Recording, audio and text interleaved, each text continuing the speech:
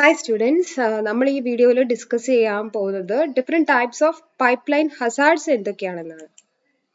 Okay, so നമ്മൾ എപ്പോഴും expect ചെയ്യുന്നത് പൈപ്പ്ലൈൻ സിസ്റ്റം യൂസ് ചെയ്യുമ്പോൾ നമ്മൾ എപ്പോഴും എക്സ്പെക്ട് ചെയ്യുന്നത് CPU value to be 1 and speed up ratio equal to number of stages in the pipeline. ഈ രണ്ട് പോയിന്റും പോയിന്റ് ചെയ്യുന്നത് ഒരേ കാര്യമാണ്. എന്താണ്? മാക്സിമം പെർഫോമൻസ് അച്ചീവ് ചെയ്യുക എന്നത്. Okay, CPI means clock cycle per instruction or instruction execute ചെയ്യാൻ വേണ്ടിയിട്ട് അല്ലെങ്കിൽ particular stage of instruction execute ചെയ്യാൻ വേണ്ടിയിട്ട് നമ്മൾ ഒരു സിംഗിൾ ക്ലോക്ക് സൈക്കിൾ യൂസ് ചെയ്യുക. ഓക്കെ, സോ അതാണ് നമ്മുടെ ഐഡിയൽ സിറ്റുവേഷൻ. പക്ഷെ പ്രാക്ടിക്കലി അത് പോസിബിൾ ആവണമെന്നില്ല. അതുപോലെ തന്നെ നമ്മുടെ പെർഫോമൻസിനെ പോയിന്റ് ചെയ്യുന്ന ഒരു ഫാക്ടറാണ് ഈ സ്പീഡ് അപ്പ് റേഷ്യോ. എന്താണ് speed up ratio? Ratio between non-pipelined execution time with pipelined execution time. ഇത് ഇൻഡിക്കേറ്റ് ചെയ്യുന്നത് how much faster a pipelined execution compared to non-pipelined execution. ഈ രണ്ട് പോയിന്റും പോയിന്റ് ചെയ്യുന്നത് ഒന്ന് തന്നെയാണ്, പെർഫോമൻസ്. ഓക്കെ, സോ ഈ ഒരു ഫാക്ടേഴ്സ് ഈ ഐഡിയൽ സിറ്റുവേഷനിൽ നമ്മൾ എത്തുന്നതിന് ലിമിറ്റ് ചെയ്യുന്ന സർട്ടൺ ഫാക്ടേഴ്സ് എപ്പോഴും നമ്മുടെ പൈപ്പ്ലൈൻ സിസ്റ്റത്തിൽ വരും. ഫാക്ടേഴ്സ് എന്ന് പറയുമ്പോൾ സർട്ടൺ സിറ്റുവേഷൻസ് നമ്മുടെ പൈപ്പ്ലൈൻ സിസ്റ്റത്തിൽ ഇൻസ്ട്രക്ഷൻസ് എക്സിക്യൂട്ട് ചെയ്യുമ്പോൾ വരുന്ന സർട്ടൺ സിറ്റുവേഷൻസ് നമ്മൾ എപ്പോഴും ഈ ഒരു പെർഫോമൻസ് ലെവലിൽ മീറ്റ് ചെയ്യുന്നതിനെ ബ്ലോക്ക് ചെയ്യും. അങ്ങനെ വരുന്ന ആ സിറ്റുവേഷൻസിനെയാണ് നമ്മൾ പൈപ്പ്ലൈൻ ഹസാർഡ്സ് എന്ന് പറയുന്നത്. Okay, hazards that arise in the pipeline that prevent the next instruction from executing during its designated clock cycle. നമ്മൾ നോർമലി എങ്ങനെയാണ് എക്സ്പെക്ട് ചെയ്യുന്നത്? സീക്വൻഷ്യലി വൺ ആഫ്റ്റർ അനദർ ഓരോ ഇൻസ്ട്രക്ഷനും എക്സിക്യൂട്ട് ചെയ്യുന്നു. ഒരു ഇൻസ്ട്രക്ഷന്റെ ഫെച്ച് സ്റ്റേജ് നടക്കുമ്പോൾ അതിന്റെ പ്രീവിയസ് ഇൻസ്ട്രക്ഷന്റെ ഡീകോഡിംഗ് സ്റ്റേജ് നടക്കുന്നുണ്ടാവും. അതിന്റെ മുന്നത്തെ ഇൻസ്ട്രക്ഷന്റെ ഓപ്പറന്റ് ഫെച്ച് നടക്കുന്നുണ്ടാവും. അതിന്റെ മുന്നത്തെ ഓപ്പറന്റ് ഫെച്ച് കഴിഞ്ഞിരിക്കുന്ന ഇൻസ്ട്രക്ഷന്റെ എക്സിക്യൂഷൻ. അങ്ങനെയാണ് നമ്മൾ എക്സ്പെക്ട് ചെയ്യുന്നത്. ബട്ട് ഈ ഒരു പെർട്ടിക്കുലർ വൺ ആഫ്റ്റർ അനദർ ഓർഡറിനെ ബ്ലോക്ക് ചെയ്യുന്ന സർട്ടൺ സിറ്റുവേഷൻസ് നമ്മുടെ പൈപ്പ്ലൈൻ സിസ്റ്റത്തിൽ വരാം ചില സമയത്ത്. അങ്ങനെയുള്ള ആ സിറ്റുവേഷൻസിനെയാണ് ഹസാർഡ്സ് എന്ന് പറയുന്നത്. സോ നമ്മൾ അതിനെ ക്ലാസിഫൈ ചെയ്യുകയാണെങ്കിൽ 3 ടൈപ്സ് ഓഫ് ഹസാർഡ്സ് ആണുള്ളത്: structural hazards, data hazards and control hazards. Structural hazards എന്ന് പറയുമ്പോൾ എന്താണ്? അത് എപ്പോഴും സ്ട്രക്ചറിന് അല്ലെങ്കിൽ ഹാർഡ്വെയർ ഡിപ്പെൻഡഡ് ആയിട്ട് വരുന്ന ഒരു ടൈപ്പ് ഓഫ് സിറ്റുവേഷൻ ആണ്. റിസോഴ്സ് ഷെയർ ചെയ്തിട്ട് മോർ ദാൻ 1 ഇൻസ്ട്രക്ഷൻസ് നമ്മുടെ പൈപ്പ് ലൈനിന്റെ അകത്ത് വരികയാണെങ്കിൽ, പൈപ്പ് ലൈനിന്റെ അകത്ത് കറന്റ്ലി പ്രസന്റ് ആയിട്ടുള്ള മോർ ദാൻ 1 ഇൻസ്ട്രക്ഷൻസ് ഏതെങ്കിലുമൊക്കെ റിസോഴ്സസിനെ ഷെയർ ചെയ്യുന്ന ഒരു സിറ്റുവേഷൻ വരുമ്പോഴാണ് സ്ട്രക്ചറൽ ഹസാർഡ്സ് വരുന്നത്. റിസോഴ്സസ് എന്ന് പറയുമ്പോൾ ചിലപ്പോൾ മെമ്മറീനെ ഷെയർ ചെയ്യുന്ന സിറ്റുവേഷൻ ആവാം. ഓക്കെ, നമ്മുടെ പൈപ്പ് ലൈൻ സിസ്റ്റത്തിൽ ഇരിക്കുന്ന ഒരു ഇൻസ്ട്രക്ഷൻ മെമ്മറിയിൽ നിന്ന് എന്തെങ്കിലുമൊക്കെ ഫെച്ച് ചെയ്യുന്നു. അതേ സമയത്ത് പൈപ്പ് ലൈൻ സിസ്റ്റത്തിൽ നമ്മുടെ റൈറ്റ് ബാക്ക് സ്റ്റേജിലിരിക്കുന്ന വേറൊരു ഇൻസ്ട്രക്ഷനും മെമ്മറിനെ തന്നെയാണ് യൂസ് ചെയ്യുന്നത്. So at same clock pulse അല്ലെങ്കിൽ സെയിം ക്ലോക്ക് സൈക്കിളിൽ ഡിഫറെന്റ് ഇൻസ്ട്രക്ഷൻ ഒരേ റിസോഴ്സിനെ ഷെയർ ചെയ്യുന്ന സിറ്റുവേഷൻ, അല്ലെങ്കിൽ സെയിം ടൈം 2 ഡിഫറെന്റ് ഇൻസ്ട്രക്ഷൻ നമ്മുടെ പ്രൊസസ്സറിനെ ഷെയർ ചെയ്യുന്ന ഒരു കേസും വരാം. ഇതൊക്കെ കാണിക്കുന്നത് റിസോഴ്സ് ഷെയറിംഗ് ആണ്. ഇങ്ങനെയുള്ള റിസോഴ്സ് ഷെയറിംഗ് കൊണ്ടുണ്ടാവുന്ന ഒരു ഹസാർഡ് ആണ് സ്ട്രക്ചറൽ ഹസാർഡ്. ഓക്കെ, വേറൊരു ടൈപ്പിലുള്ള ഹസാർഡാണ് ഡാറ്റ ഹസാർഡ്സ്. എങ്ങനെയാണ് വരുന്നത്? Instruction depends on result of prior instruction still in the pipeline. നമ്മുടെ പൈപ്പ് ലൈൻ സിസ്റ്റത്തിൽ കറന്റ്ലി പ്രസന്റ് ആയിട്ടുള്ള ഡിഫറെന്റ് ഇൻസ്ട്രക്ഷൻസ് ഏതെങ്കിലുമൊക്കെ ഡാറ്റയെ ഷെയർ ചെയ്യുമ്പോൾ വരാവുന്ന ഒരു ടൈപ്പ് ഓഫ് സിറ്റുവേഷൻ ആണ് ഡാറ്റ ഹസാർഡ്സ്. എന്താണെന്ന് നമുക്ക് ഡീറ്റെയിൽ ആയിട്ട് നോക്കാം. ഡാറ്റ മീൻസ് ഓപ്പറൻസിനെ ഷെയർ ചെയ്യുന്ന, ഒരാൾ റീഡ് ചെയ്ത കാര്യം വേറൊരിടത്ത് റൈറ്റ് ചെയ്യുകയാണെന്ന് വിചാരിക്കുക. ഒരിടത്ത് നമ്മൾ ഓപ്പറൻസ് ഒരു പെർട്ടിക്കുലർ ഓപ്പറേഷൻ ചെയ്യാൻ വേണ്ടി യൂസ് ചെയ്യുന്ന രജിസ്റ്റർ കണ്ടന്റ് വേറെ ഒരിടത്ത് സെയിം രജിസ്റ്ററിന്റെ അകത്ത് തന്നെ നമ്മൾ റിസൾട്ട് റൈറ്റ് ചെയ്യുകയാണെന്ന് വിചാരിക്കുക, സ്റ്റോർ ചെയ്യുകയാണെന്ന് വിചാരിക്കുക. സോ അവിടെ ഡാറ്റ ഷെയറിംഗ് ആണ് വരുന്നത്. ഇങ്ങനെ 2 ഡിഫറെന്റ് ഇൻസ്ട്രക്ഷനിൽ same time same data use ചെയ്യുമ്പോൾ വരുന്ന ഒരു കേസാണ് ഡാറ്റ ഹസാർഡ്. ഡീറ്റെയിൽ ആയിട്ട് നമുക്ക് ഡിസ്കസ് ചെയ്യാം. Then control Hazard. ഇത് ഓൾറെഡി നമ്മൾ കണ്ടു കഴിഞ്ഞിട്ടുള്ള ഒരു കാര്യമാണ്. നമ്മൾ എപ്പോഴും എക്സ്പെക്ട് ചെയ്യുന്നത് one after another sequential execution ആണ്. ബട്ട് അതിന് വയലേറ്റ് ചെയ്യുന്ന സിറ്റുവേഷൻസ് പ്രീവിയസ് വീഡിയോയിൽ പറഞ്ഞതാണ്. Branching, conditional and unconditional jump statements വരുമ്പോൾ, അതുപോലെ ബ്രാഞ്ച് സ്റ്റേറ്റ്മെന്റ്സ് വരുന്നത്, ബ്രാഞ്ച് എന്ന് പറയുമ്പോൾ കണ്ടീഷണൽ ജംപ് സ്റ്റേറ്റ്മെന്റ്സ്, അതുപോലെ ഇന്ററപ്റ്റ് കേസ് വരുമ്പോൾ നമ്മൾ സീക്വൻഷ്യൽ എക്സിക്യൂഷനെ ബ്രേക്ക് ചെയ്തിട്ട് എൻറ്റയർലി ഡിഫറെന്റ് ആയിട്ടുള്ള ബ്രാഞ്ച് ടാർഗറ്റ് ലൊക്കേഷനിൽ വേണം ഇൻസ്ട്രക്ഷനെ ഫെച്ച് ചെയ്തിട്ട് എക്സിക്യൂട്ട് ചെയ്യേണ്ടത്. സോ ഇങ്ങനെയുള്ള കേസിൽ നമുക്ക് എന്താണ് ഓർഡറിൽ സീക്വൻഷ്യലി വൺ ആഫ്റ്റർ അനദർ എന്ന് പറഞ്ഞ് നമുക്ക് ഇൻസ്ട്രക്ഷൻസിനെ ഫെച്ച് ചെയ്ത് ഡീകോഡ് ചെയ്ത് എക്സിക്യൂട്ട് ചെയ്യാനൊന്നും പറ്റത്തില്ല. നമ്മൾ പ്രീവിയസ് വീഡിയോയിൽ കണ്ടതാണ്. ഇങ്ങനെ ബ്രാഞ്ചിങ് കേസ് വരുമ്പോൾ നമ്മൾ എന്ത് ചെയ്യേണ്ടി വരും? ഡിലേ ചെയ്യേണ്ടി വരും. സർട്ടൻ സ്റ്റേജിൽ നമ്മൾ ഒന്നും തന്നെ ചെയ്യാതെ ഫ്രീ ആയിട്ട് വിടേണ്ടി വരും. നമ്മുടെ പെർഫോമൻസിനെ അവിടെ റെഡ്യൂസ് ചെയ്യുകയാണ് ചെയ്യുന്നത്. അങ്ങനെയുള്ള സിറ്റുവേഷൻസിനാണ് കൺട്രോൾ ഹസാർഡ്സ് എന്ന് പറയുന്നത്. ഓക്കെ, സോ നമുക്കിനി നെക്സ്റ്റ് സ്ട്രക്ചറൽ ഹസാർഡ്സിന്റെ ഡിഫറെന്റ് സിറ്റുവേഷൻസും അതെങ്ങനെ സോൾവ് ചെയ്യാമെന്ന് ഈ വീഡിയോയിൽ ഡീറ്റെയിൽ ആയിട്ട് നോക്കാം. സ്ട്രക്ചറൽ ഹസാർഡ് ഓൾറെഡി പറഞ്ഞു കഴിഞ്ഞു. സെയിം മെമ്മറി അല്ലെങ്കിൽ സെയിം രജിസ്റ്റേഴ്സ് അല്ലെങ്കിൽ സെയിം പ്രോസസർ ALU, ഇതൊക്കെ ഡിഫറെന്റ് പൈപ്പ്ലൈൻ ഇൻസ്ട്രക്ഷൻ, പൈപ്പ്ലൈൻ സിസ്റ്റത്തിൽ കറന്റ്ലി പ്രസന്റ് ആയിട്ടുള്ള ഡിഫറെന്റ് ഇൻസ്ട്രക്ഷൻസ് ഷെയർ ചെയ്യുമ്പോൾ വരുന്ന കേസാണ് സ്ട്രക്ചറൽ ഹസാർഡ്സ്. ഓക്കെ, സോ നമുക്ക് ഒരു കേസ് നോക്കാം. ഇവിടെ ഇപ്പോഴും ഞാൻ 5 സ്റ്റേജ് പൈപ്പ്ലൈൻ ആണ് കാണിച്ചിരിക്കുന്നത്. Instruction fetch, decode, operand fetch, execution and write back. ഇതുപോലെ 4 ഇൻസ്ട്രക്ഷൻസ് വൺ ആഫ്റ്റർ അനദർ നമ്മുടെ പൈപ്പ്ലൈൻ സിസ്റ്റത്തിൽ കറന്റ്ലി പ്രസന്റ് ആണ്. ഫസ്റ്റ് ഇൻസ്ട്രക്ഷന്റെ instruction fetch, then instruction decoding second clock സൈക്കിളിൽ സ്റ്റാർട്ട് ചെയ്തപ്പോൾ സെക്കൻഡ് ഇൻസ്ട്രക്ഷന്റെ ഫെച്ചിങ് ഇവിടെ നടക്കുകയാണ്. ഇനി തേർഡ് ക്ലോക്ക് സൈക്കിളിൽ എന്താണ്? ഫസ്റ്റ് ഇൻസ്ട്രക്ഷന്റെ ഓപ്പറൻഡ് ഫെച്ച്, സെക്കൻഡ് ഇൻസ്ട്രക്ഷന്റെ ഡീകോഡിംഗ്, തേർഡ് ഇൻസ്ട്രക്ഷന്റെ ഫെച്ചിങ്. ഈ ഒരു സിറ്റുവേഷൻ നോക്കിയേ. ഓപ്പറൻഡ് നമ്മൾ എവിടെ നിന്നാണ് ഫെച്ച് ചെയ്യേണ്ടത്? മെമ്മറിക്കകത്തുനിന്ന്. So first instruction third clock സൈക്കിളിൽ യൂസ് ചെയ്യാൻ പോകുന്ന റിസോഴ്സ് മെമ്മറിയാണ്. മെമ്മറിയിൽ നിന്ന് ഫെച്ച് ചെയ്തുകൊണ്ട് വരണം. അതേപോലെ തേർഡ് ക്ലോക്ക് സൈക്കിളിൽ I3 എന്താണ് ചെയ്യാൻ പോകുന്നത്? ഇൻസ്ട്രക്ഷൻ ഫെച്ചിങ് ആണ്. ഇൻസ്ട്രക്ഷൻ എവിടെയായിരിക്കും ഉണ്ടാവുക? നമ്മുടെ മെമ്മറിക്കകത്താണ്. സോ ഈ ഒരു തേർഡ് ക്ലോക്ക് സൈക്കിളിൽ ഇവിടെ കോൺഫ്ലിക്റ്റ് വരികയാണ് between I1 and I3.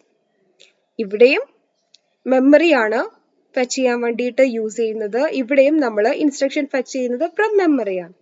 So ഇവിടെ ഒരു കോൺഫ്ലിക്റ്റ് വരികയാണ്. ഓക്കെ, ഇനി ഇവിടെ നോക്കുക. ഫോർത്ത് ക്ലോക്ക് സൈക്കിളിൽ എന്താണ്? ഫസ്റ്റ് ഇൻസ്ട്രക്ഷന്റെ എക്സിക്യൂഷൻ, സെക്കൻഡ് ഇൻസ്ട്രക്ഷന്റെ ഓപ്പറൻഡ് ഫെച്ചിങ്, തേർഡ് ഇൻസ്ട്രക്ഷന്റെ ഡീകോഡിംഗ്, ഫോർത്ത് വണ്ണിന്റെ ഇൻസ്ട്രക്ഷൻ ഫെച്ചിങ്. എവിടെയും നോക്കുക, സെക്കൻഡ് ഇൻസ്ട്രക്ഷൻ ഓപ്പറൻഡ് ഫെച്ച് ചെയ്യാണ് ഈ ഒരു പെർട്ടിക്കുലർ ക്ലോക്ക് സൈക്കിളിൽ. എവിടെ നിന്നാണ് ഓപ്പറൻഡ് ഫെച്ച് ചെയ്യുന്നത്? From memory, right?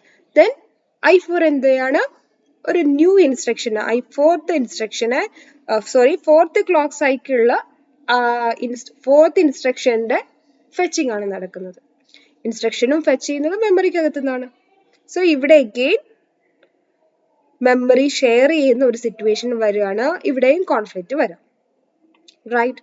ഇനി ഫിഫ്ത്ത് ക്ലോക്ക് സൈക്കിളിൽ എന്താണ്?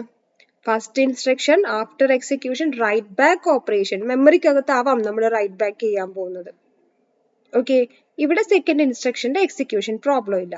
ഇവിടെ ആണെങ്കിലോ തേർഡ് ഇൻസ്ട്രക്ഷന്റെ operand fetch, again memory conflict. ഇതും മെമ്മറി ഓപ്പറേഷൻ ആണ്. റൈറ്റ് ബാക്ക് ചെയ്തത് മെമ്മറിക്കകത്ത് സ്റ്റോർ ചെയ്തതാവാം. ഇവിടെയും തേർഡ് ഇൻസ്ട്രക്ഷന്റെ എക്സിക്യൂഷന് വേണ്ടിയിട്ടുള്ള ഓപ്പറൻഡ് ഫെച്ചിങ് ആണ് from memory. So again conflict. ഇനി സിക്സ്ത് ക്ലോക്ക് സൈക്കിൾ എങ്ങനെയാണ്? സെക്കൻഡ് ഇൻസ്ട്രക്ഷന്റെ result write back to memory ആണ്. ഓക്കെ, അതുപോലെ ഫോർത്ത് ഇൻസ്ട്രക്ഷന്റെ ഓപ്പറൻഡ് ഫെച്ചിങ്, അഗെയിൻ ഇവിടെ മെമ്മറി ഷെയറിംഗ് നടക്കുകയാണ്. ഓക്കെ അല്ലേ?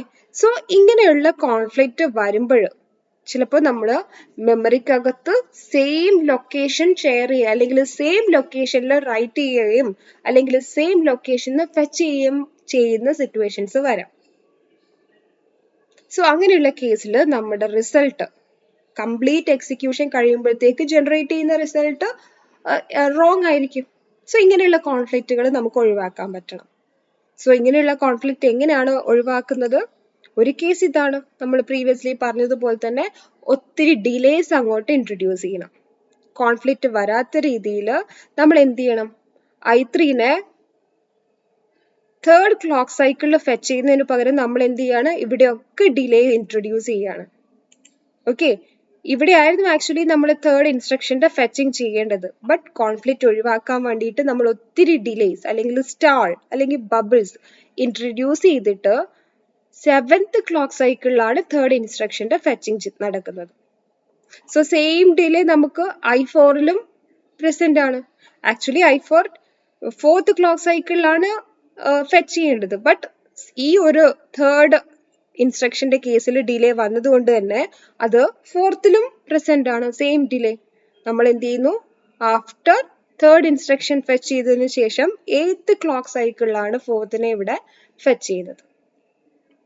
സോ ഇങ്ങനെ ഡിലേസ് ഇൻട്രൊഡ്യൂസ് ചെയ്തിട്ട് നമുക്ക് ഇതുപോലെയുള്ള റിസോഴ്സ് ഷെയറിംഗ് കാരണം ഉണ്ടാവുന്ന സ്ട്രക്ചറൽ ഹസാർഡ്സിനെ റെഡ്യൂസ് ചെയ്യാം.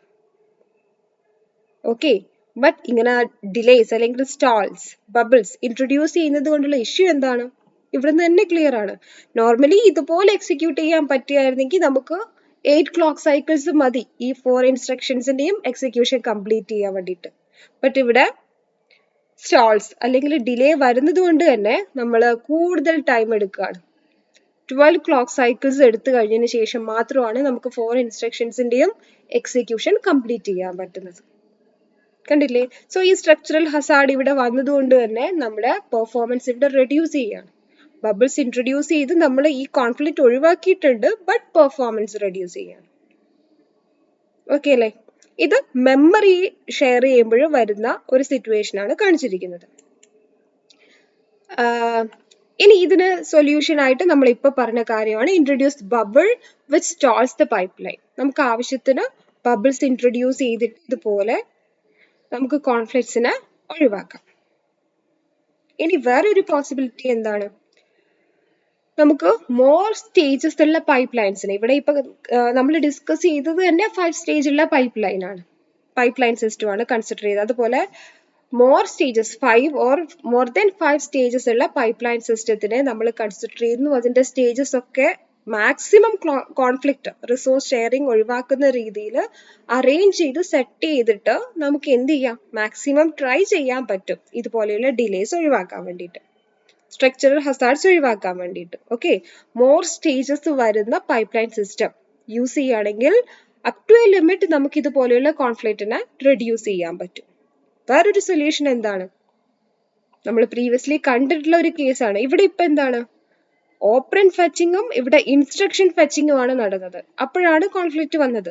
ഇനി ഈ ഒരു പോസിബിലിറ്റി ഒന്ന് ട്രൈ ചെയ്യുകയാണെങ്കിലോ? നമ്മുടെ എൻറ്റയർ മെമ്മറിയിൽ നമ്മൾ റാൻഡം ആയിട്ട് അവിടെ ഇവിടെയും ഇൻസ്ട്രക്ഷൻ ഡാറ്റ സ്റ്റോർ ചെയ്യുന്നതിന് പകരം നമ്മൾ സെപ്പറേറ്റ് മെമ്മറി സെഗ്മെന്റ്സിൽ ഇൻസ്ട്രക്ഷൻസ് ഒക്കെ സ്റ്റോർ ചെയ്യുന്നു. അനദർ സെപ്പറേറ്റ് സെഗ്മെന്റ് ഓഫ് മെമ്മറിയിൽ ഡാറ്റ കംപ്ലീറ്റ് ആയിട്ട് സ്റ്റോർ ചെയ്യുന്നു. അങ്ങനെയാണെങ്കിൽ നമുക്ക് എന്ത് ചെയ്യാം? ഈ ടൈപ്പിൽ വരുന്ന കോൺഫ്ലിക്റ്റ് ഒഴിവാക്കാം. Operand fetching and instruction fetching നടക്കുമ്പോഴുള്ള കോൺഫ്ലിക്റ്റ് ഒഴിവാക്കും. കാരണം ഇൻസ്ട്രക്ഷൻ സെപ്പറേറ്റ് ആയിട്ടൊരു മെമ്മറി സെഗ്മെന്റിനകത്താണുള്ളത്. അതുപോലെ ഓപ്പറൻസ് എൻറ്റയർലി ഡിഫറെന്റ് ആയിട്ട് വേറെ ഒരു അഡ്രസ് ലൊക്കേഷൻസിലാണ് പ്രസന്റ് ആയിട്ടുള്ളത്. സോ സെയിം മെമ്മറി തന്നെ നമ്മൾ ആക്സസ് ചെയ്യുകയാണെങ്കിലും ഡാറ്റയും ഇൻസ്ട്രക്ഷനും തമ്മിൽ ഫെച്ച് ചെയ്യുന്ന സമയത്ത് കോൺഫ്ലിക്റ്റ് വരത്തില്ല. സോ ഇതൊരു good possibility of solution, good solution ആണ്, ഗുഡ് പോസിബിലിറ്റി ആണ്. ഓക്കെ, ദെൻ വേറെ ഒരു കേസ്, ഇപ്പം മെമ്മറി ഷെയർ ചെയ്യുന്ന സിറ്റുവേഷൻ ആണ് പറഞ്ഞത്. ഇതേപോലെ തന്നെ നമ്മുടെ പ്രൊസസ്സർ ALU ഷെയർ ചെയ്യുന്ന സിറ്റുവേഷൻ ഉണ്ട്. നിങ്ങൾ പഠിച്ചിട്ടുള്ള ഈ ഒരു കാര്യം ഓർക്കുക. നമ്മുടെ കംപ്ലീറ്റ് ഇൻസ്ട്രക്ഷൻ എക്സിക്യൂഷന്റെ ഡയഗ്രം ആയിരുന്നു ഇത്, യൂസിങ് സിംഗിൾ ബസ് സിസ്റ്റം. ഇവിടെ നമ്മൾ ഒരു സിംഗിൾ ALU ആണ് യൂസ് ചെയ്തിട്ടുള്ളത്. ഓക്കെ, ഈ ALUവിന് എന്തൊക്കെ കാര്യത്തിന് വേണ്ടിയിട്ടാണ് ഇവിടെ യൂസ് ചെയ്യുന്നത്? നോർമലി ഓപ്പറന്റ് ഫെച്ച് ചെയ്ത് കഴിഞ്ഞ് ഇൻസ്ട്രക്ഷൻ എക്സിക്യൂട്ട് ചെയ്യുന്നതും അതിനുശേഷം റിസൾട്ട് ജനറേറ്റ് ചെയ്യുന്നത് ഈ ALU ആണ്. കൂടെ ഈ ALUവിന് ഒരു ഡ്യൂട്ടി കൂടി ഉണ്ടായിരുന്നല്ലോ. എന്താണ്? Effective address calculation. Currently execute ചെയ്യുന്ന ഇൻസ്ട്രക്ഷൻ അത് കംപ്ലീറ്റ് ചെയ്ത് കഴിഞ്ഞതിന് ശേഷം നെക്സ്റ്റ് എക്സിക്യൂട്ട് ചെയ്യേണ്ട ഇൻസ്ട്രക്ഷന്റെ അഡ്രസ് നമ്മൾ എങ്ങനെയാണ് ഫൈൻഡ് ചെയ്യുന്നത്? Using this same ALU. Current PC വാല്യൂവിനോട് കോൺസ്റ്റന്റ് 4 ആഡ് ചെയ്തിട്ട് നെക്സ്റ്റ് അഡ്രസ് ഇൻസ്ട്രക്ഷന്റെ അഡ്രസ്സ് ജനറേറ്റ് ചെയ്യുന്നതും സെയിം ALU തന്നെയാണ്. സോ ഇങ്ങനെ സിംഗിൾ ALUവിനെ മോർ ദാൻ 1 ഡ്യൂട്ടി അസൈൻ ചെയ്ത് കൊടുക്കുന്ന കേസിലും നമുക്ക് എന്ത് ചെയ്യാം? നമുക്ക് എന്തുണ്ടാവാം? പ്രോസസർ കോൺഫ്ലിക്റ്റ് വരാം. ഓക്കെ, പ്രോസസർ ഒരേ പ്രോസസർ തന്നെ രണ്ട് കാര്യവും ചെയ്യുമ്പോൾ നമുക്ക് എന്ത് ചെയ്യാം? അവിടെ പ്രോസസർ ഷെയറിംഗ് ആണ് വരുന്നത്. അപ്പോഴും നമുക്ക് ഇതുപോലെയുള്ള കോൺഫ്ലിക്റ്റ് വരാം. അപ്പൊ അങ്ങനെയുള്ള സിറ്റുവേഷൻ ഒഴിവാക്കാൻ നമുക്ക് എന്ത് ചെയ്യാൻ പറ്റുന്നത്? നമുക്ക് നേരത്തെ പറഞ്ഞതുപോലെ തന്നെ സ്റ്റാൾ ഇൻട്രൊഡ്യൂസ് ചെയ്തിട്ട് ഇൻസ്ട്രക്ഷൻ എക്സിക്യൂട്ട് ചെയ്യുന്ന സമയത്ത് അഡ്രസ് കാൽക്കുലേഷനെ നമ്മൾ ബ്ലോക്ക് ചെയ്ത് വെക്കുക. ഡിലേ ഇൻട്രൊഡ്യൂസ് ചെയ്തിട്ട് അഡ്രസ് കാൽക്കുലേഷനെ ബ്ലോക്ക് ചെയ്യുന്നു. ഇൻസ്ട്രക്ഷൻ എക്സിക്യൂഷൻ കംപ്ലീറ്റ് ചെയ്യുന്ന സ്റ്റേജിൽ മാത്രം നമ്മൾ എന്ത് ചെയ്യുന്നു? അഡ്രസ് കാൽക്കുലേഷൻ ചെയ്യും. അല്ലെങ്കിൽ വേറെ ഒരു പോസിബിലിറ്റി എന്താണ്? 2 ഡിഫറെന്റ് ALUസിനെ കീപ്പ് ചെയ്യാം. ഒരെണ്ണം ഇൻസ്ട്രക്ഷൻ എക്സിക്യൂട്ട് ചെയ്യാൻ വേണ്ടിയിട്ട് മാത്രം സ്പെസിഫിക് ആയിട്ട്, അതുപോലെ വേറെ ഒരെണ്ണം എഫക്റ്റീവ് അഡ്രസ് കാൽക്കുലേഷന് വേണ്ടി മാത്രം നമ്മൾ കീപ്പ് ചെയ്യാം. ഓക്കെ, സോ ഇതുപോലെ റിസോഴ്സ് ഷെയറിംഗ് കൊണ്ട് ഉണ്ടാവുന്ന കോൺഫ്ലിക്റ്റ് ആണ് സ്ട്രക്ചറൽ ഹസാർഡ്സ്. ഇതൊക്കെയാണ് നമുക്കതിനെ ഒഴിവാക്കാൻ വേണ്ടിയിട്ട്, മെമ്മറി ഷെയറിംഗ് കൊണ്ടുണ്ടാവുന്ന ഹസാർഡ്സിനെ ഒഴിവാക്കാൻ വേണ്ടിയിട്ട് നമുക്ക് ഈ ഒരു കാര്യങ്ങൾ ചെയ്യാം. Separate instruction memory and data memory keep ചെയ്യാം. ഇനി പ്രൊസസറിന്റെ കേസിലാണെങ്കിൽ സ്പെസിഫിക് ആയിട്ട് ഡിഫറെന്റ് ALUസിനെ കീപ്പ് ചെയ്യാം. നമുക്ക് കൂടുതൽ നമ്പർ ഓഫ് റിസോഴ്സസിനെ ഇൻട്രൊഡ്യൂസ് ചെയ്യാം. അതാണല്ലോ ഇവിടെ ചെയ്യുന്നത്. ഒരു സിംഗിൾ റിസോഴ്സ് യൂസ് ചെയ്യുന്നതിന് പകരം കൂടുതൽ നമ്പർ ഓഫ് പ്രോസസർ, അതുപോലെയുള്ള കാര്യങ്ങൾ ചെയ്യാം. അല്ലെങ്കിൽ നമ്മൾ എപ്പോഴും ചെയ്യുന്നത് പോലെ കോമൺ ഒരു സൊല്യൂഷൻ ആണ് സ്റ്റാൾസ് ഇൻട്രൊഡ്യൂസ് ചെയ്യുന്നത്, ഡിലേ ഇൻട്രൊഡ്യൂസ് ചെയ്യുന്നത്. ബട്ട് ഡിലേ ഇൻട്രൊഡ്യൂസ് ചെയ്യുമ്പോഴുള്ള പ്രോബ്ലം എന്താണ്? പെർഫോമൻസ് റെഡ്യൂസ് ചെയ്യും. ഓക്കെ, സോ ഇതൊക്കെയാണ് നമ്മുടെ സ്ട്രക്ചറൽ ഹസാർഡ്സിനെ കുറിച്ച് നിങ്ങൾ അറിഞ്ഞിരിക്കേണ്ടത്. ഓക്കെ, നെക്സ്റ്റ് വീഡിയോയിൽ നമുക്ക് ഡീറ്റെയിൽ ആയിട്ട് ഡാറ്റ ഹസാർഡ് എന്താണെന്ന് നോക്കാം. Thank you.